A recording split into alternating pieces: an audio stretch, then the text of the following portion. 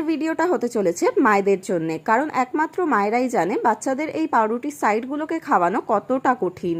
কারণ আমি নিজেও যখন বাচ্চা ছিলাম তখন আমি এই পাউরুটির সাইডগুলো খেতাম না, দিয়ে খেতে হতো আমার মাকে, বা সেগুলোকে ফেলে দিতে হতো। কিন্তু আজকে আমি আপনাদের কথা দিচ্ছি, এই রেসিপিটা যদি আপনি আপনার বাচ্চাকে বানিয়ে খাওয়ান তাহলে কিন্তু তারা চেটে পুটে খাবে। এটা কিন্তু একদম কিছুক্ষণের মধ্যেই তৈরি হয়ে যায়। এর জন্য শুধুমাত্র 2টো ডিম দরকার।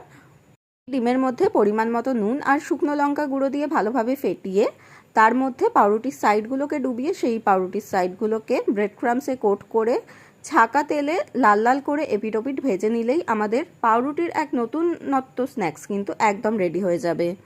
এটাকে যে কোনো সস বা মেয়োনিজের সাথে সন্ধ্যের স্ন্যাক্স হিসেবে বাচ্চাদের এবং সাথে বড়দেরও আপনারা সার্ভ করতে পারেন, তারা কিন্তু খেয়ে এটা খুবই খুশি হয়ে যাবে।